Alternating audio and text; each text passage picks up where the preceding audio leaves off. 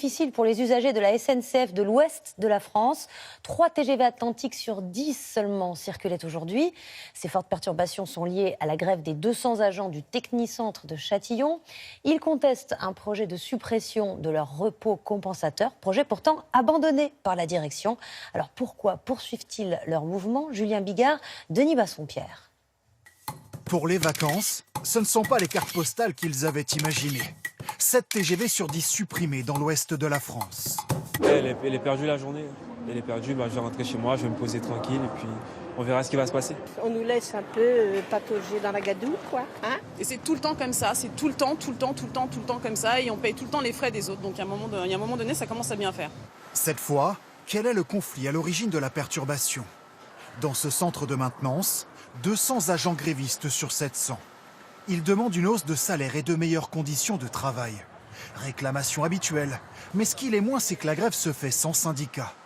Un mouvement sauvage, sans préavis, ni droit de retrait. Le seul moyen de se faire entendre, selon les meneurs. On respectera le service minimum le jour où la SNCF respectera le service voyageur au quotidien. Il y a un ras-le-bol général à la SNCF. Alors, le malaise est-il profond? Dans une étude, seuls 33% des agents de SNCF Mobilité qui s'occupent des passagers ont confié avoir une bonne perception de leur entreprise. Car la SNCF se transforme à marche forcée. En plus de la perte du statut de cheminot pour les nouveaux entrants, les salariés font face à des restructurations successives pour être plus productifs. Les cheminots ont le sentiment, et on leur dit en permanence, attention à l'ouverture à la concurrence, vous êtes trop chers. Ce sont des charges salariales, des coûts. Et ça, ils le vivent très mal. Dans ce contexte, la succession à la tête de la SNCF s'annonce-t-elle difficile? Président depuis 11 ans, Guillaume Pépi doit laisser son fauteuil à Jean-Pierre Farandou qui dirigeait une filiale.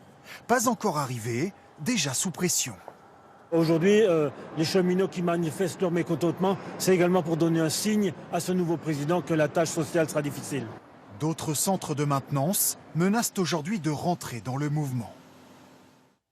Et on retrouve Anaïs Barre à la gare de Montparnasse. Anaïs, le trafic s'annonce toujours perturbé demain.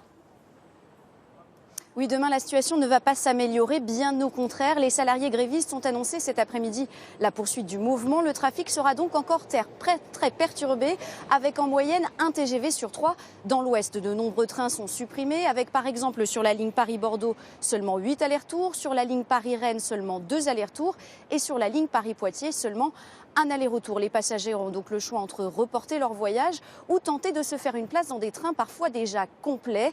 Vacances oblige, la plupart des trains sur ces lignes sont complets demain, mais aussi dans les prochains jours et parfois même jusqu'à dimanche soir. Les voyageurs vont donc devoir s'armer de patience pour rentrer de vacances. Merci Anaïs.